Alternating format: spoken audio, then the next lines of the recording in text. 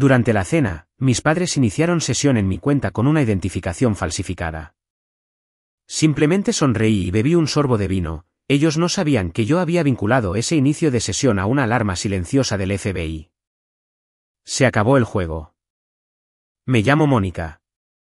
Tengo 32 años y nunca pensé que una simple cena familiar en nuestro tranquilo pueblo suburbano se sentiría como caminar directo a un pelotón de fusilamiento. Como directora financiera de una empresa de tecnología de tamaño mediano, estoy entrenada para detectar riesgos, manipulaciones y malas inversiones a kilómetros de distancia. Pero nada en mi carrera profesional podría haberme preparado para lo que vi después de que mi abuela falleciera el mes pasado y me dejara una herencia lo suficientemente grande como para convertir a mi propia familia en extraños de la noche a la mañana. El viaje a casa de mis padres esa noche se sintió menos como un trayecto habitual y más como un descenso. Mis manos agarraban el volante de mi sedán de 7 años con tanta fuerza que mis nudillos se pusieron blancos. Era un coche perfectamente funcional, pagado y fiable. Pero al girar en la calle donde crecí, viendo los céspedes bien cuidados y las casas enormes, sentí esa familiar oleada de náuseas. Aparqué en la entrada. Justo allí, ocupando 2 puestos, había una camioneta de lujo completamente nueva. Estaba pulida hasta brillar como un espejo, con llantas cromadas que probablemente costaban más que todo mi guardarropa. Ese era el coche de mi hermana Valeria, o más bien, el coche que mis padres le estaban pagando mientras Valeria se encontraba a sí misma. Tiene 35 años, 3 más que yo, y ha estado encontrándose a sí misma desde la secundaria. Mi estómago se encogió. Me senté en el coche por un momento, solo respirando. Metí la mano en el bolsillo y toqué mi teléfono. Estaba caliente. Tenía una aplicación de grabación de audio funcionando en segundo plano. Había estado funcionando desde que salí de mi apartamento. No estaba paranoica. Estaba preparada. Miré la casa. Se veía perfecta desde fuera, pero yo conocía la podredumbre que había dentro. A mi padre, Víctor, le gusta jugar al patriarca benevolente, el hombre que lo provee todo. Mi madre, Silvia, es la titiritera, la mujer que puede clavarte un cuchillo en la espalda mientras te abraza y te dice que te quiere. Y luego está Valeria, la hija dorada, la que nunca podía hacer nada malo, incluso cuando estaba incendiando nuestras vidas. Revisé mi reflejo en el espejo retrovisor. Parecía cansada, pero también decidida. Pensaban que venía a una cena de reconciliación. Pensaban que venía a firmar unos papeles para ayudar a la familia a superar la muerte de la abuela Beatriz. Poco sabían ellos que yo entraba allí con una bomba metafórica atada a mi pecho, y solo estaba esperando que uno de ellos encendiera la mecha. Salí del coche. El aire olía a jazmín y a fertilizante caro. Olía a mi infancia. Olía a mentiras. Caminé por el sendero hasta la puerta principal, la grava crujiendo bajo mis sensatos zapatos de trabajo. Respiré hondo, puse mi mejor cara neutral, la que uso en las negociaciones de la sala de juntas cuando las cosas van mal, y toqué el timbre. No lo sabía entonces, pero esa fue la última vez que tocaría ese timbre como hija. Cuando me fuera, sería algo completamente diferente. Sería la villana en su historia y la heroína en la mía. Para entender por qué tenía una aplicación de grabación funcionando en mi bolsillo, tienes que entender la jerarquía de mi familia. En el reino animal, tienes depredadores y presas. En mi casa, teníamos a la hija dorada y a la de repuesto. Recuerdo vívidamente mi 10º cumpleaños. Se ha grabado en mi memoria como una marca de fuego. Había pedido un set de arte específico durante meses. Era una niña tranquila, siempre dibujando en los rincones, tratando de hacerme invisible. Mis padres me lo habían comprado. Estaba eufórica. Recuerdo rasgar el papel de regalo, ver la caja de madera con los lápices de colores y los pasteles. Por un breve segundo, me sentí vista. Me sentí amada. Entonces Valeria, que tenía 13 años en ese momento, empezó a llorar. No solo lloró. Bramó. Se tiró a la alfombra del salón y gritó que no era justo, que ella quería un set de arte, que nadie la quería. Fue una actuación digna de un premio de la Academia. Mi madre, Silvia, no le dijo que parara. No le dijo que era mi cumpleaños. En cambio, me miró. Nunca olvidaré la mirada en sus ojos. No era ira. Era molestia, como si yo fuera la que causaba el problema simplemente por existir y recibir un regalo. Mónica, cariño, dijo mi padre, Víctor, arrodillándose a mi lado. Mira a tu hermana. Está muy disgustada. No quieres ser la razón por la que tu hermana esté triste, ¿verdad?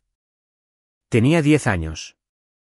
No sabía cómo articular que sí, no me importaba si estaba triste. Era mi cumpleaños. Solo los miré fijamente. Dáselo, dijo mamá, chasqueando los dedos. Te compraremos otro la semana que viene. Sé la persona más madura, Mónica. Me quitaron la caja de madera de las manos. Vi cómo se la daban a Valeria. Sus lágrimas se detuvieron al instante. Me sonrió con aire de suficiencia, aferrando mi regalo mientras mis padres la mimaban, diciéndole que era una gran artista. Nunca recibí otro set de arte. La semana que viene nunca llegó. Esa era la dinámica. Valeria era el sol y todos nosotros éramos solo planetas orbitando a su alrededor, quemándonos para mantenerla caliente. Era ruidosa, exigente e imprudente. Yo era tranquila, estudiosa y frugal. Aprendí desde temprano que si quería algo, tenía que esconderlo o Valeria lo querría. Si lograba algo, tenía que restarle importancia o Valeria se sentiría mal por sus propios fracasos. Mis padres la consintieron en cada paso del camino. Si suspendía un examen, era culpa del profesor. Si no entraba en el equipo de porristas, el entrenador era parcial. Si necesitaba dinero, la chequera familiar siempre estaba abierta. Mientras tanto, me convertí en la jugadora de utilidad de la familia. La de repuesto, útil para las tareas, para las buenas notas de las que presumir ante los vecinos, pero nunca la prioridad. Aprendí a ser autosuficiente por necesidad. Para cuando tenía 12 años, lavaba mi propia ropa y preparaba mis almuerzos porque mamá estaba demasiado ocupada llevando a Valeria a diversas audiciones y prácticas de pasatiempos que abandonaría 2 semanas después. Este desequilibrio no era solo sobre favoritismo. Era sobre supervivencia. Me di cuenta de que en mi casa, el amor era un recurso finito y Valeria tenía el monopolio. Así que dejé de buscar amor y empecé a buscar seguridad. Empecé a ahorrar cada centavo que encontraba en la acera. Empecé a esconder billetes en libros huecos. Construí muros a mi alrededor, ladrillo a ladrillo, dólar a dólar. No lo sabía entonces, pero me estaba preparando para la guerra. Para cuando tenía 16 años, tenía un plan. Iba a salir de allí. Iba a ir a la universidad, obtener un título en algo práctico que pagara bien y nunca más pedirles un centavo. Quería un portátil, no para juegos o redes sociales, sino para la escuela. Quería aprender a programar y contabilidad. Sabía que mis padres no me comprarían uno. Acababan de comprarle a Valeria un coche nuevo para su 19º cumpleaños, a pesar de que había suspendido su primer semestre en el Community College. Así que trabajé. Pasé todo ese verano cortando césped, cuidando niños pequeños que gritaban y paseando perros bajo un calor abrasador. Ahorré cada dólar. Tenía una gran alcancía de cerámica en mi armario, pesada con el sudor de mi trabajo. Llevaba un libro de contabilidad registrando cada depósito. Tenía $642. Era una fortuna para mí. Una tarde a finales de agosto, llegué a casa después de pasear al Golden Retriever del vecino. Estaba sudada, cansada, pero emocionada porque finalmente tenía suficiente para el modelo que quería. Fui directamente a mi armario. La alcancía no estaba. Mi corazón se detuvo. Busqué frenéticamente por mi habitación. Quizás la moví. Quizás se cayó. Pero en el fondo, lo sabía. El malestar en mi estómago me decía exactamente lo que había pasado. Corrí escaleras abajo. Mis padres estaban en la cocina. Mi madre cortaba verduras y mi padre leía el periódico. Era tan normal. Era aterrador. ¿Dónde está? Pregunté, con la voz temblorosa. ¿Dónde está mi dinero? Mamá ni siquiera levantó la vista de las zanahorias. Baja la voz, Mónica. Estás siendo histérica. Mi alcancía, dije, con lágrimas picando en mis ojos. No está. ¿La tomaron ustedes? Papá dobló su periódico lentamente. Me miró con esa expresión de decepción que reservaba para cuando yo era difícil. No tomamos nada, Mónica. Utilizamos los recursos familiares. ¿Utilizaron? Grité. Ese era mi dinero. Yo lo gané. Trabajé todo el verano. Valeria tuvo un accidente, dijo mamá, finalmente mirándome. Su rostro estaba frío, desprovisto de culpa. Rayó el costado de su coche. Estaba disgustada. Necesitaba arreglarlo antes de su cita de esta noche. No teníamos el efectivo a mano, así que tomamos prestado el tuyo. ¿Prestado? Logré decir. Rompieron mi alcancía. Es solo dinero, Mónica, dijo papá, agitando la mano con desdén. La familia ayuda a la familia. Tu hermana necesitaba ayuda. Deberías estar feliz de poder contribuir. ¿Por qué eres tan egoísta? De todos modos, no necesitas un portátil ahora. La biblioteca de la escuela tiene ordenadores. Me quedé allí, atónita. No era solo el robo. Era la justificación. Habían robado meses de mi duro trabajo para arreglar un rasguño cosmético en un coche que le compraron para que pudiera ir a una cita. Mi trabajo no significaba nada para ellos. Mis sueños eran secundarios a los caprichos de Valeria. ¿Cuándo me lo devolverán? Pregunté, sabiendo la respuesta. Mamá suspiró como si le estuviera pidiendo un riñón. Lo haremos cuando podamos. Deja de ser tan codiciosa. Es poco elegante. Nunca me devolvieron el dinero, ni un centavo. Ese día, algo se rompió dentro de mí.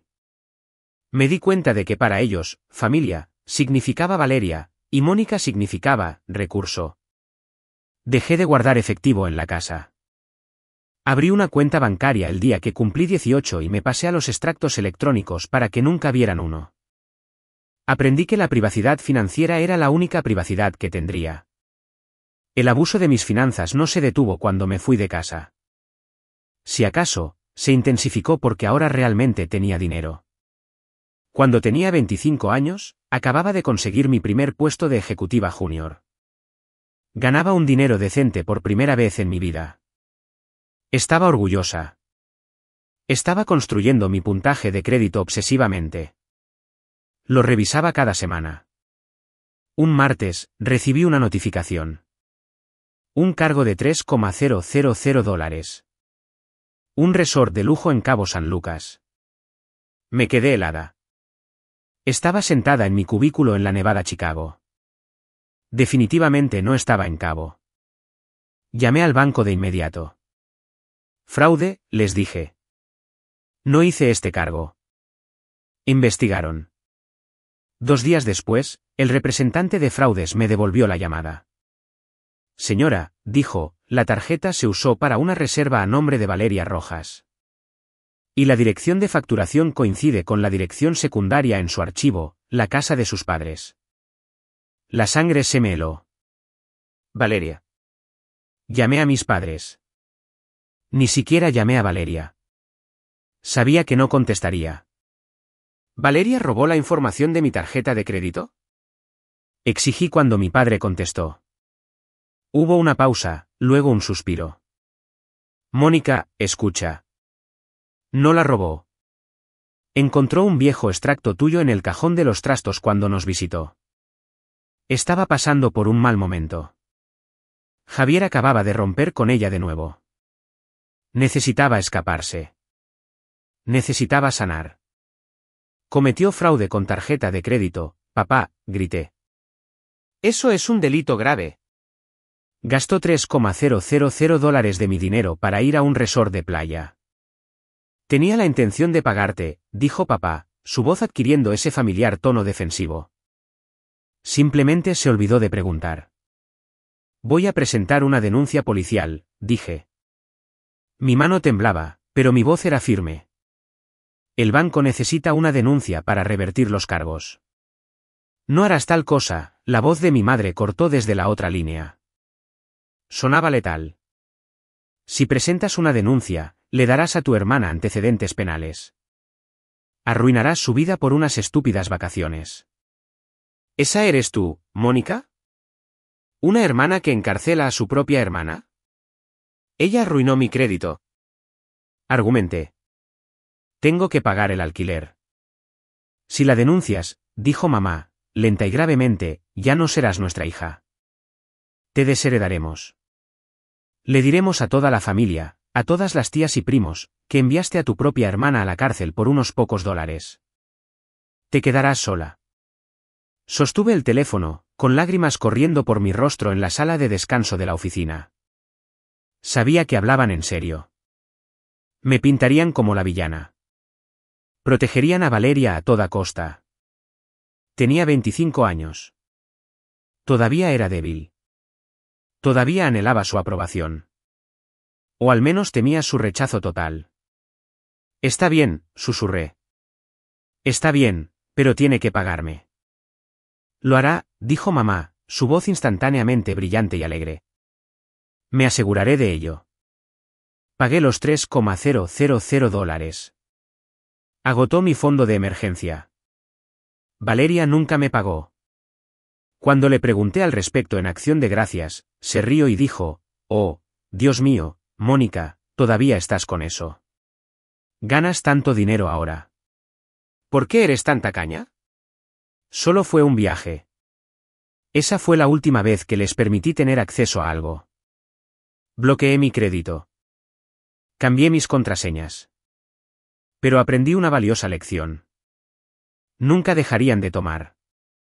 Se sentían con derecho a mi éxito. En sus mentes, como yo era la fuerte, existía para subsidiar a la débil. Era un impuesto que nací para pagar. Pero esta vez, con la herencia de la abuela Beatriz, el impuesto era demasiado alto, y yo había terminado de pagar. La abuela Beatriz fue la única persona en mi familia que me vio. Era la madre de mi madre, pero no se parecía en nada a Silvia. Beatriz era aguda, elegante y poseía una columna vertebral de titanio. Había construido un pequeño imperio inmobiliario en los años 70 y 80, comprando dúplex cuando todos los demás vendían.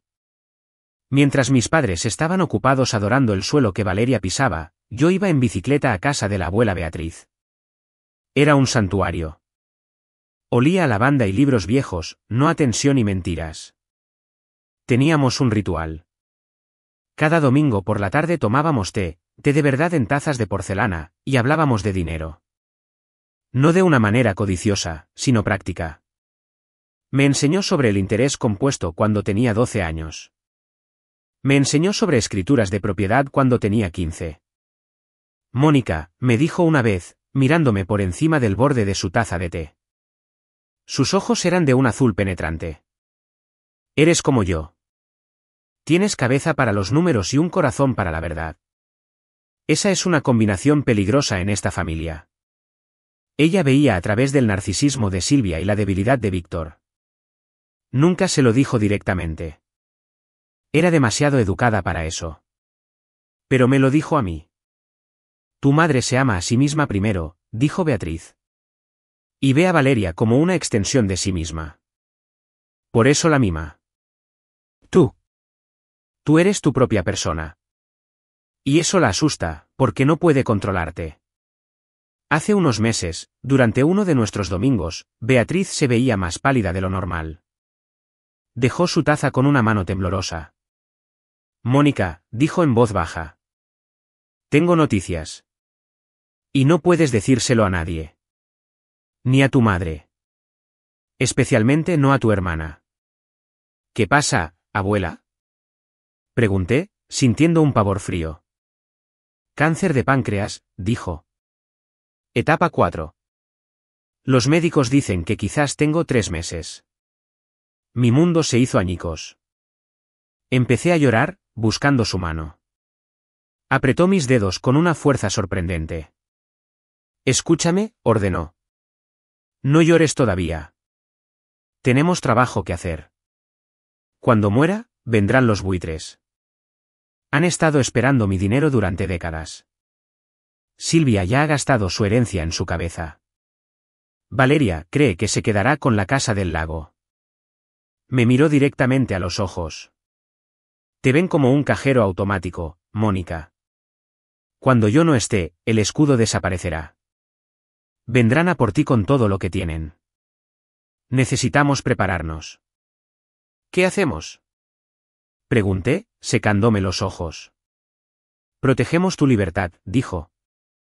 El dinero no es solo papel, querida. Es el poder de decir que no. Es el poder de alejarte. Y voy a darte el poder de alejarte de ellos para siempre. El último mes de vida de la abuela Beatriz fue un estudio sobre la codicia humana. Una vez que se supo la noticia de su enfermedad, porque finalmente no pudo ocultar la cama de hospital en la sala de estar, mi familia descendió. Pero no vinieron a tomar su mano. No vinieron a leerle o a cepillarle el pelo como yo. Vinieron a inspeccionar el botín. Recuerdo una tarde vívidamente. Beatriz dormía, su respiración era irregular. Yo estaba sentada en el sillón trabajando en mi portátil, simplemente vigilando. Mi madre y Valeria irrumpieron. Eran ruidosas, olían a perfume y a comida rápida. Oh, mira este lugar, dijo Valeria, caminando por la sala de estar, tocando todo. Idealmente, deberíamos derribar esta pared. El concepto abierto es mucho mejor para el valor de reventa. SHHH, sí sé. Está durmiendo. No puede oírnos, dijo mamá con desdén. Cogió un candelabro de plata, comprobando el sello en la parte inferior. Necesitamos empezar a catalogar, Mónica. Eres buena con las hojas de cálculo. Haz una lista de todo lo valioso. No queremos que las cosas se pierdan antes de que se liquide la herencia. La ironía era sofocante. Las únicas personas que robarían algo estaban de pie justo frente a mí. Valeria se acercó a la cama. Beatriz se movió. Abrió los ojos, luciendo frágil y pequeña. Hola, abuela, dijo Valeria, poniendo una falsa voz de puchero. ¿Te ves cansada? Luego, sin perder el ritmo, señaló el anillo en el dedo de Beatriz. Era un anillo de zafiro antiguo, el anillo de compromiso de Beatriz de mi abuelo. Abuela, ¿recuerdas que dijiste que podía tener ese anillo? Quizás debería tomarlo ahora para guardarlo, ya sabes, para que no se pierda en el hospital o algo así. Sentí una oleada de rabia tan caliente que casi me cegó. Le estaba pidiendo el anillo del dedo a una mujer moribunda. Beatriz miró a Valeria. Sus ojos, generalmente tan agudos, estaban nublados, pero por un segundo volvió la vieja chispa. Miró a Valeria con pura y absoluta decepción. Tengo los dedos hinchados, querida, graznó Beatriz. No saldrá. Podríamos usar un poco de jabón, sugirió Valeria, extendiendo la mano. Fuera, dije. Mi voz era baja, temblorosa. ¿Disculpa? Valeria se dio la vuelta. Fuera, me levanté. Salgan de esta habitación ahora. No puedes hablarnos así, espetó mamá. Somos familia. Se está muriendo, dije. Y ustedes están recogiendo sus huesos antes de que esté fría. ¿Fue? Debí parecer aterradora. O quizás simplemente se dieron cuenta de que habían presionado demasiado, porque resoplaron y se fueron, murmurando sobre cómo yo estaba estresando a todos. Me senté de nuevo. Beatriz me miró y apretó débilmente mi mano. Documéntalo, susurró. Escríbelo, Mónica. Todo lo que digan, todo lo que pidan. Lo necesitarás. Así que lo hice. Abrí un nuevo archivo en mi portátil. Le puse fecha. Y escribí, Valeria intentó quitarle el anillo del dedo a la abuela mientras estaba consciente. Fue la primera entrada en un diario muy largo y muy feo. La abuela Beatriz falleció en una lluviosa mañana de martes. Yo estaba allí. Sostenía su mano cuando el último aliento dejó su cuerpo. Fue pacífico. El silencio que siguió fue pesado, pero no daba miedo. Se sentía como si finalmente fuera libre. Mi familia estaba en el pasillo. Discutían sobre quién se quedaría con el dormitorio principal de la casa una vez que la vendieran. Ni siquiera notaron el silencio hasta que abrí la puerta y les dije que se había ido. Mi madre soltó un lamento teatral y se derrumbó en los brazos de mi padre. Valeria inmediatamente se tomó un selfie con cara triste y lo publicó en Instagram con la leyenda: "El cielo ganó un ángel hoy". Nana, extrañaré nuestras charlas. No había hablado con ella en 3 años, excepto para pedirle dinero. El funeral fue un borrón de falsas condolencias. Pero el verdadero evento ocurrió 2 días después. El señor Castillo, el abogado de Beatriz durante 40 años, me llamó. Era un hombre que parecía tallado en granito, con ojos grises y helados que no se perdían nada. Mónica, dijo. Ven a mi oficina. ¿Sola? No se lo digas a tus padres. ¿Fue?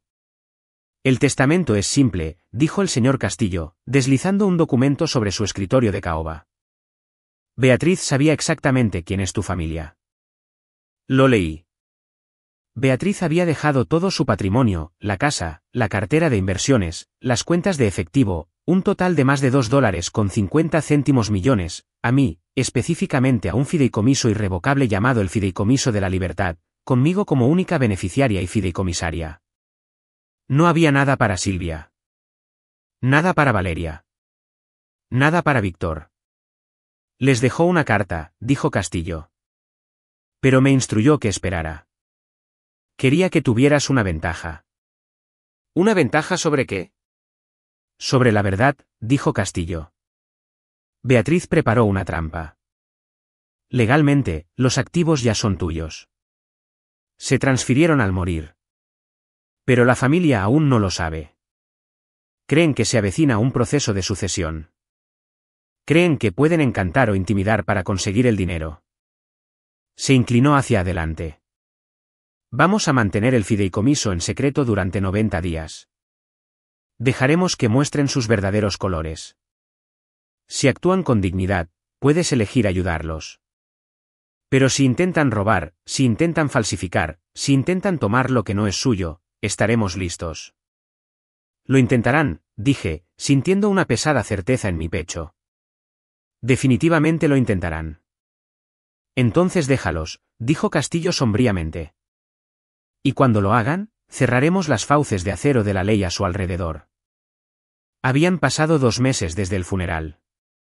El duelo todavía era un dolor sordo en mi pecho, pero había vuelto al trabajo.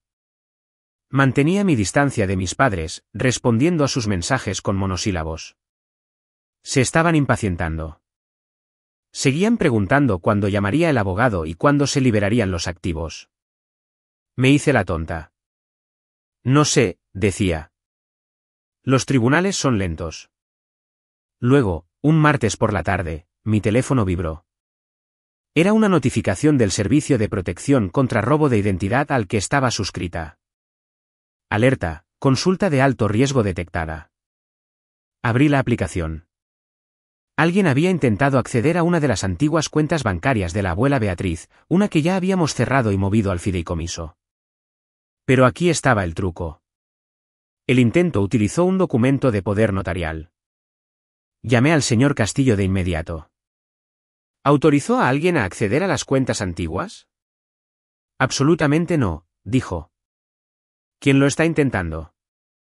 Estoy mirando el registro de la dirección IP de la alerta del banco, dije, mis dedos volando sobre mi teclado. Soy una friki de las finanzas. Sé cómo rastrear cosas. Es una IP residencial ubicada en O, tienes que estar bromeando. Era la casa de mis padres. Están tratando de usar un poder notarial, dije, mi voz fría. Pero el poder notarial de la abuela expiró cuando murió. Esa es la ley. Correcto, dijo Castillo. E incluso si estuviera viva, nunca les dio uno. Lo que significa que lo falsificaron, terminé. Falsificaron un documento legal para tratar de vaciar la cuenta de una mujer muerta. Están intentando acceder a una cáscara vacía, dijo Castillo. El dinero ya no está. Está en tu fideicomiso. Pero la intención es criminal. Están intentando un gran hurto y fraude electrónico. No saben que el dinero ya no está, me di cuenta. Creen que todavía está ahí, esperando ser tomado. Un plan comenzó a formarse en mi mente. Era peligroso. Era mezquino. Y era absolutamente necesario. Señor Castillo, dije, ¿y si les dejamos pensar que la puerta está abierta? ¿Y si les damos la soga para que se ahorquen solos?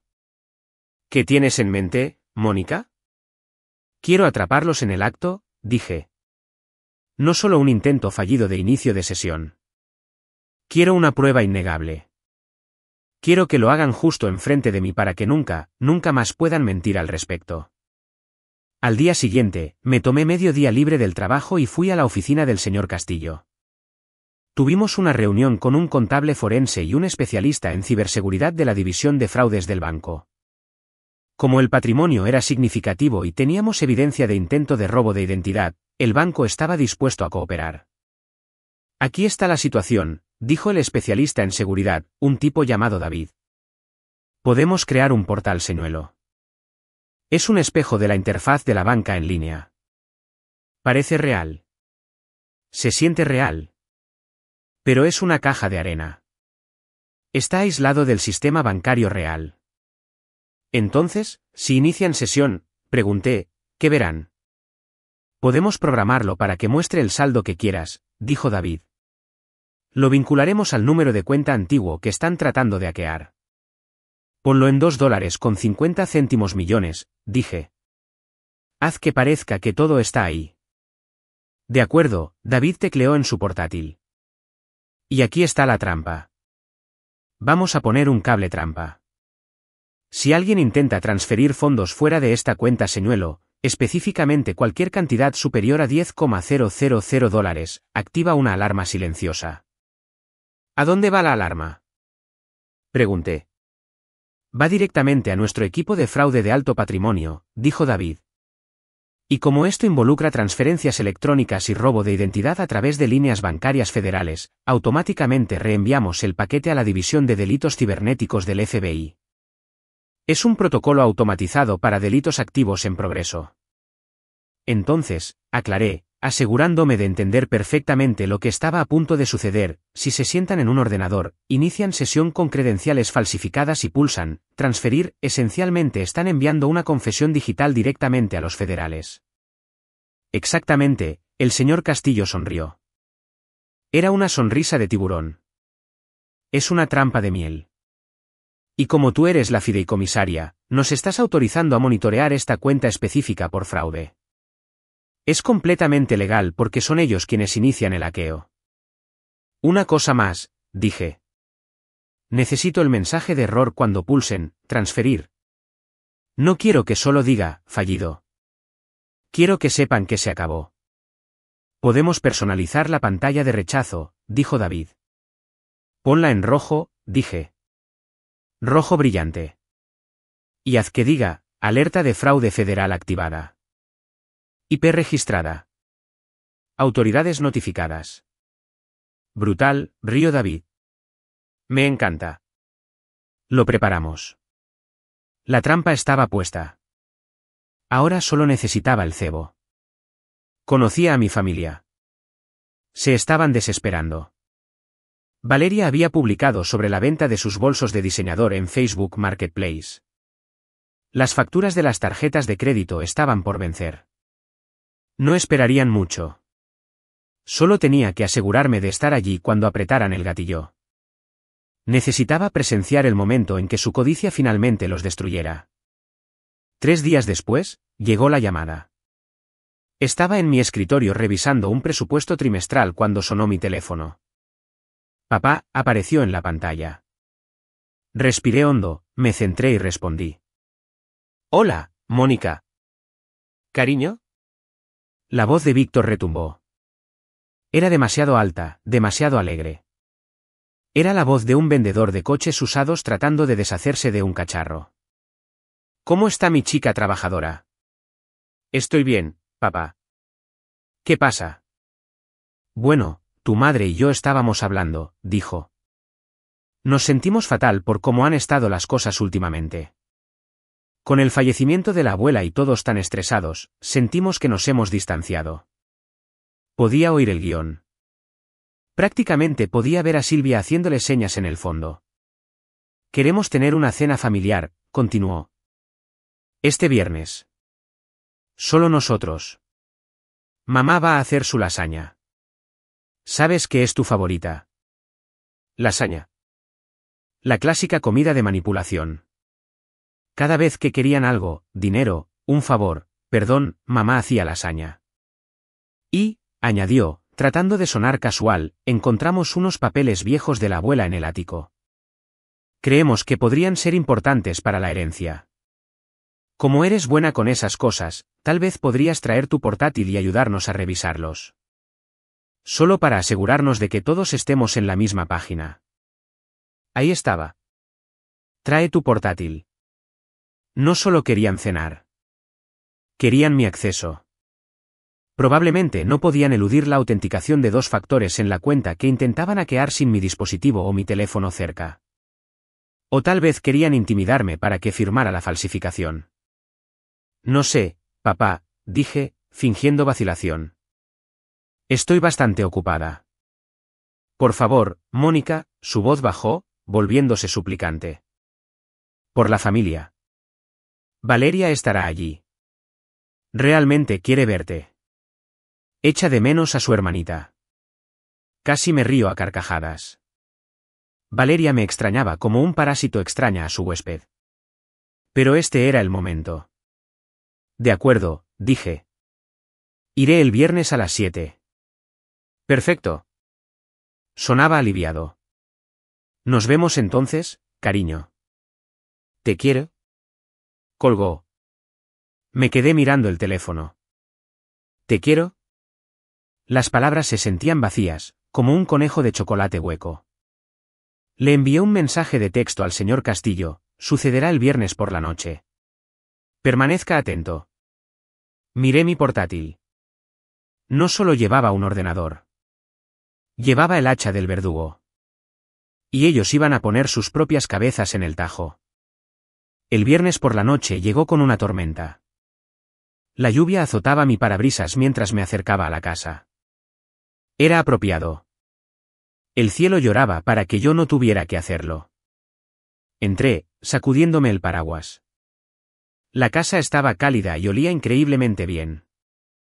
Carne asada, ajo, una rica salsa de tomate. Por una fracción de segundo, mi cerebro reptiliano tomó el control. Hogar. ¿Seguridad? ¿Comida? Quería soltar mi bolso, abrazar a mi madre y ser una niña de nuevo. Quería creer que la sonrisa en el rostro de Silvia mientras salía de la cocina era real.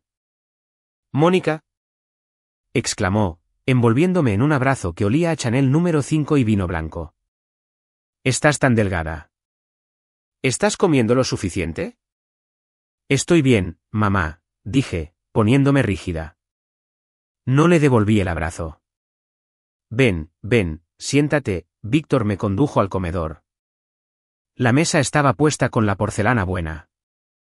Las copas de vino de cristal estaban fuera. Esto no era solo una cena. Era una producción. Valeria ya estaba sentada.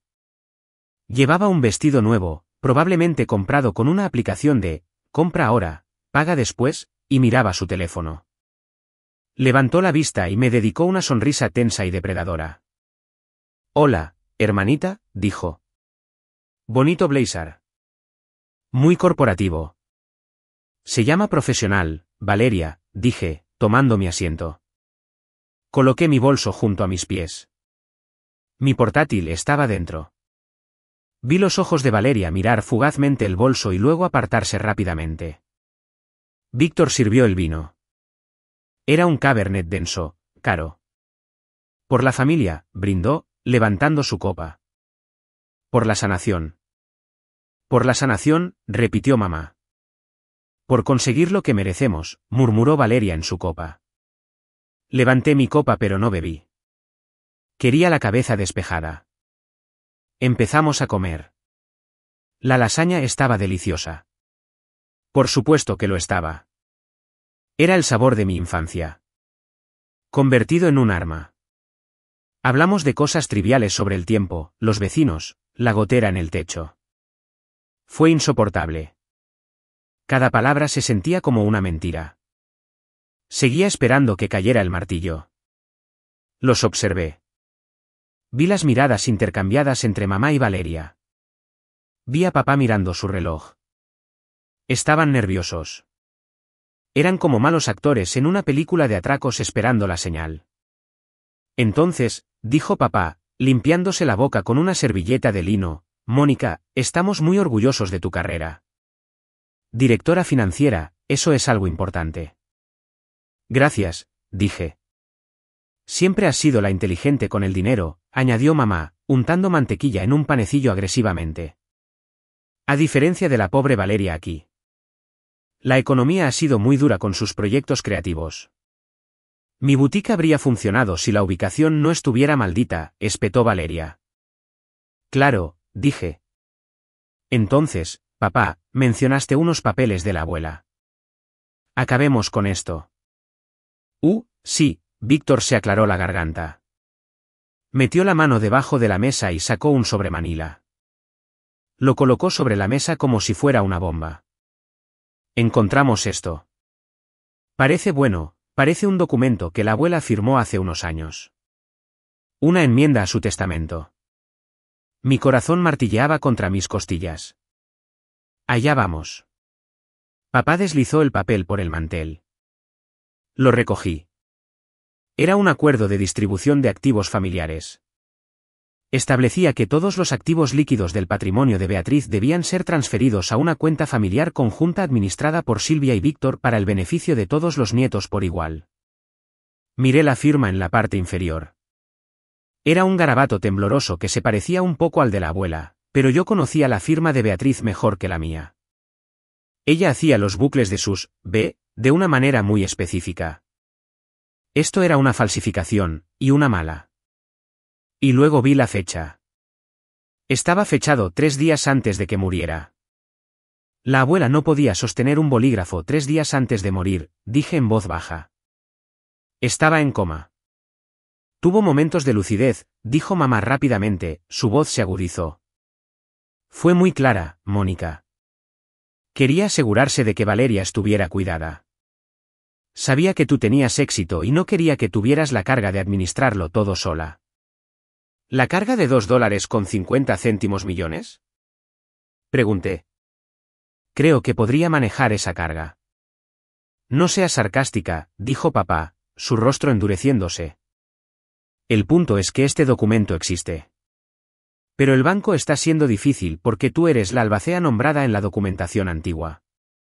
Necesitan tu aprobación digital para procesar esta nueva directiva. Así que, intervino Valeria, inclinándose hacia adelante. Sus ojos estaban hambrientos. Necesitamos que simplemente lo apruebes o nos des el código de acceso. Podemos encargarnos del resto. Ni siquiera tienes que hacer nada. ¿Quieren que autorice una transferencia basada en este papel falso? Pregunté. No es falso. Valeria golpeó la mesa con la mano. Dios, eres tan egoísta. Tienes un apartamento, una carrera, un fondo de jubilación. Yo no tengo nada. La abuela quería que yo tuviera esto. ¿Por qué me odias? No te odio, Valeria, dije. Simplemente no confío en ti. Mónica, la voz de mamá bajó a ese registro bajo y aterrador. Somos tus padres. Te criamos. Nos sacrificamos por ti. ¿Realmente vas a acaparar este dinero? ¿Vas a robarle a tu hermana? No estoy robando, dije. Estoy siguiendo la ley. Y la ley dice que el fideicomiso me pertenece. El fideicomiso es un error. Gritó papá.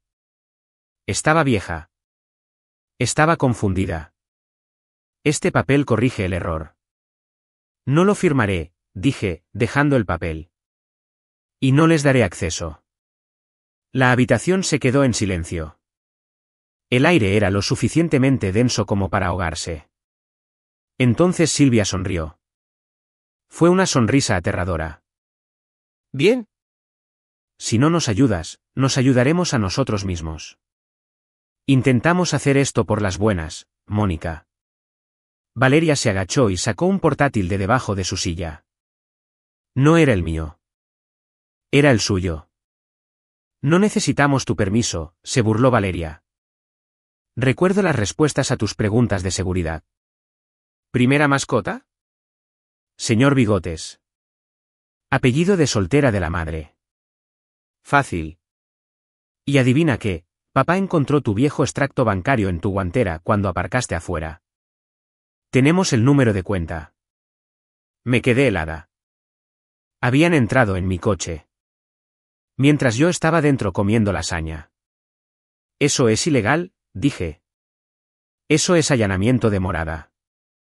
Es tomar lo que es nuestro, dijo papá. Adelante, Valeria. Hazlo. Vi cómo Valeria abría el portátil. Escribía furiosamente. Estoy entrando en el portal, anunció. Oh, mira. Pide las preguntas de seguridad. Hecho y hecho. Me miró, triunfante. Estoy dentro. Giró la pantalla del portátil hacia mí. Allí estaba, el portal señuelo que David y yo habíamos construido. Se veía exactamente como el sitio web real del banco. Y en el centro, en grandes números en negrita, mostraba el saldo, $2,500,000. Oh, Dios mío, jadeó mamá. De hecho, se llevó la mano al corazón. Está todo ahí.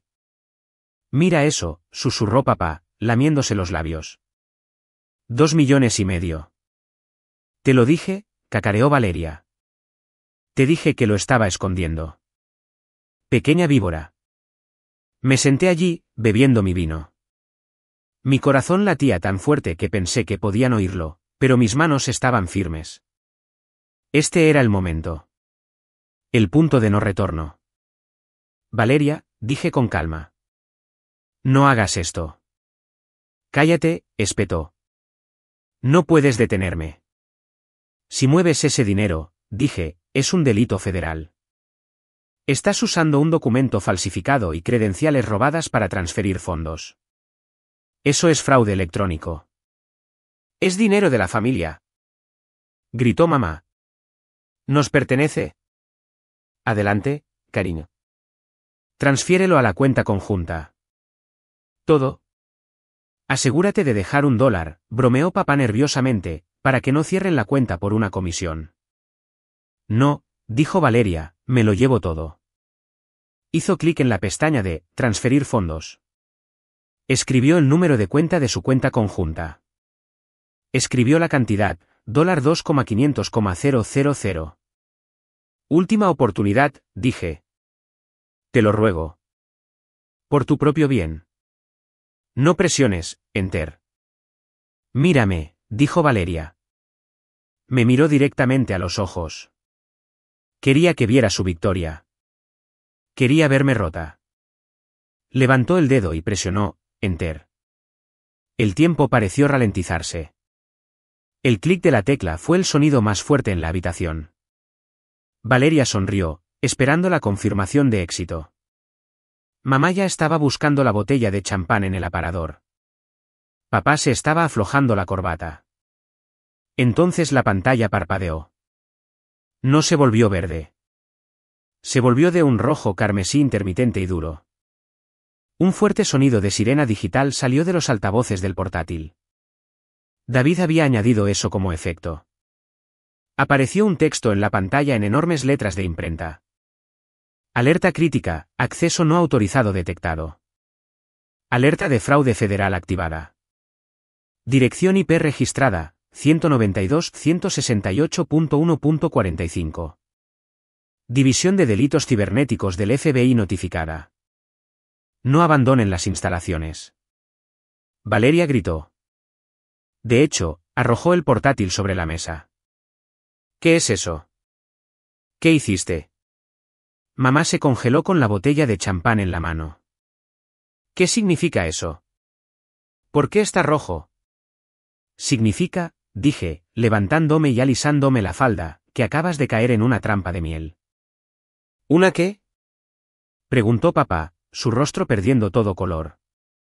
Una trampa, dije. Esa cuenta no es real. El dinero se movió a un fideicomiso irrevocable hace meses. Ese portal fue configurado por la división de fraudes del banco específicamente para atrapar a la persona que seguía intentando hackear la herencia. Tú, Valeria, me señaló con un dedo tembloroso.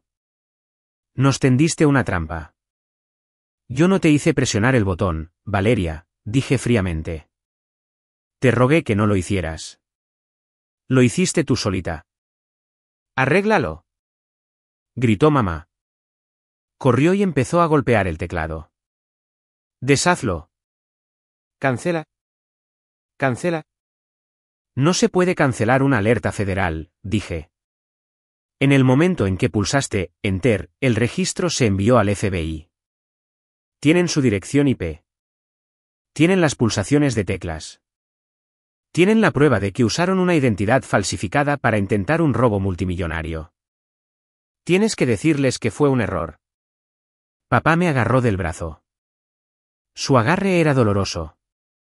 Mónica, llámalos. Diles que fue una broma. Somos tus padres. Suéltame, dije. Aparté mi brazo. No eran mis padres cuando robaron mi alcancía. No eran mis padres cuando dejaron que Valeria robara mi identidad. Solo eran ladrones que compartían mi ADN. Iremos a la cárcel. Lloriqueó Valeria. No puedo ir a la cárcel. Soy demasiado bonita para la cárcel. Entonces no deberías haber cometido un delito grave, dije. La habitación se sumió en el caos. Valeria lloraba histéricamente. Mamá me maldecía, llamándome todos los nombres del libro. Desagradecida, fría, demonio. Papá caminaba de un lado a otro, murmurando para sí mismo, tratando de inventar una mentira. Diremos que nos diste permiso, dijo papá. Sí. Diremos que Mónica nos dijo que lo hiciéramos. Tengo una grabación, dije, sacando mi teléfono del bolsillo. Toqué la pantalla y detuve la aplicación de grabación. 2 horas de audio de alta calidad.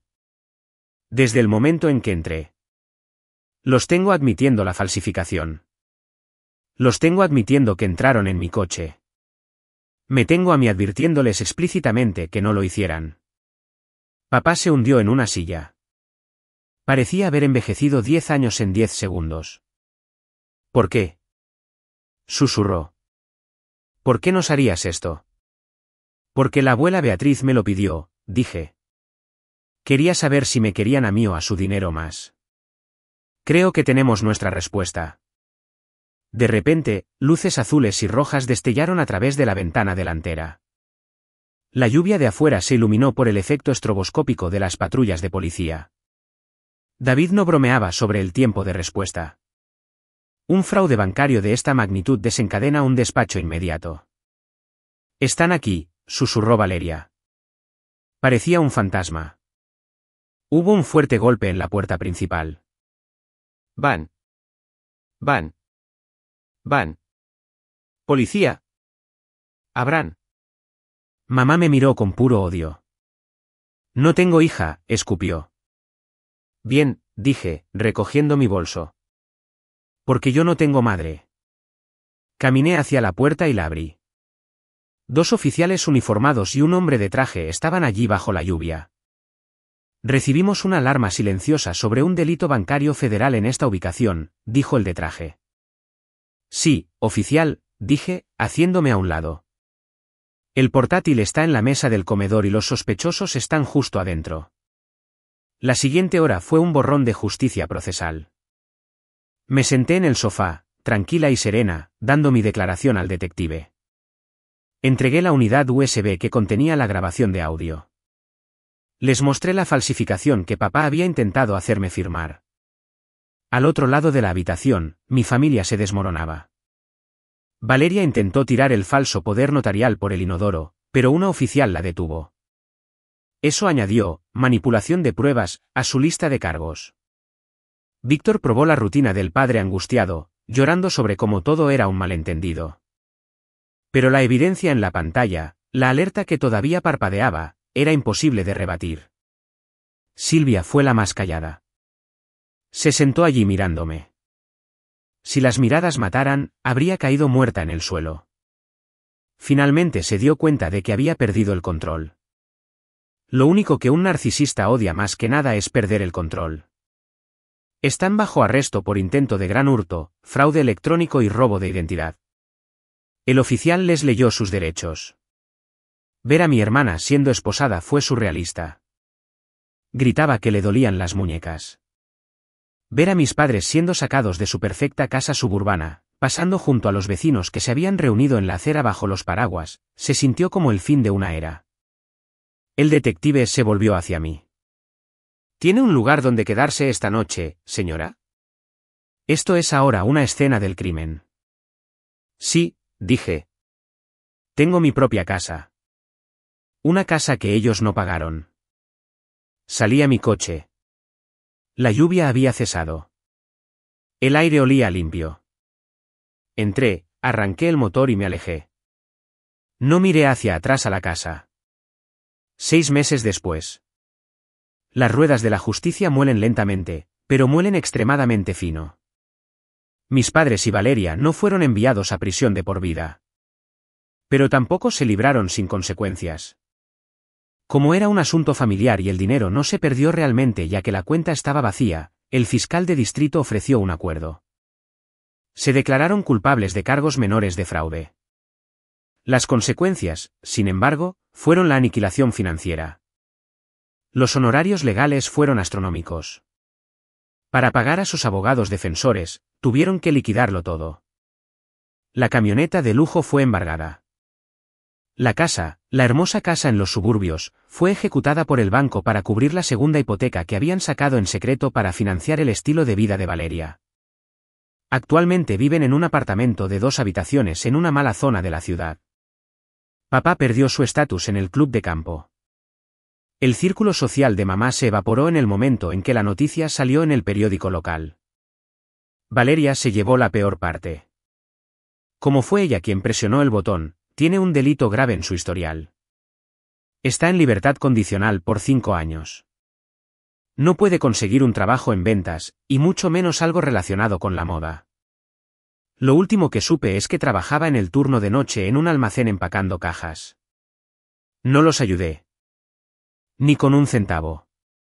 La familia extendida, tías, tíos, primos, inicialmente trató de hacerme sentir culpable. ¿Cómo pudiste hacerle eso a tus padres?, preguntaban. Entonces les envié el archivo de audio. Les dejé oír a Silvia gritando, «¡Transfiérelo todo!». Les dejé oír a papá tratando de manipularme. Los monos voladores se quedaron en silencio. Ya nadie me llama para decirme que sea la persona más madura. Conservé mi trabajo. Conservé mi apartamento. Y conservé el fideicomiso de la abuela Beatriz. Hoy estoy sentada en el balcón de una casa nueva. Es una pequeña cabaña en la playa comprada en efectivo con el fideicomiso.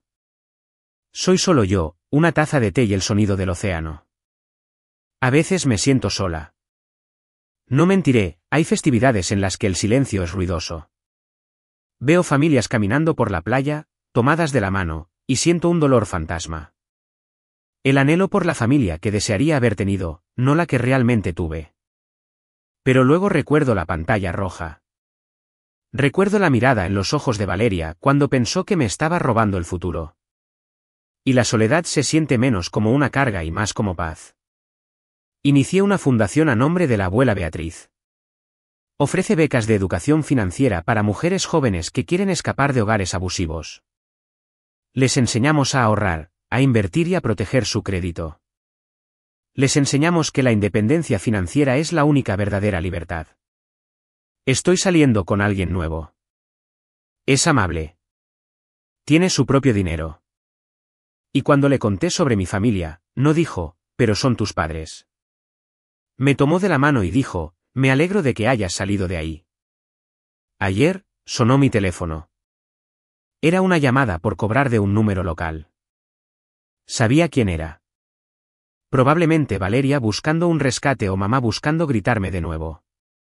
Miré el teléfono. Pensé en contestar. Pensé en oír sus voces una última vez. Luego presioné, bloquear. La abuela Beatriz tenía razón. El dinero es el poder de decir que no y nunca me he sentido más poderosa que ahora mismo. Dicen que la sangre es más espesa que el agua. Pero, ¿qué pasa cuando esa sangre está llena de veneno? Vi a mis padres y a mi hermana destruir sus propias vidas en cuestión de segundos, impulsados por la codicia de un dinero que no era suyo. Parte de mí siente un miembro fantasma donde solía estar mi familia. Pero luego miro mi cuenta bancaria, segura, protegida y puramente mía, y duermo perfectamente bien. Entonces, díganme, ¿me equivoqué al dejar que cayeran directamente en una trampa federal, o simplemente cosecharon exactamente lo que sembraron?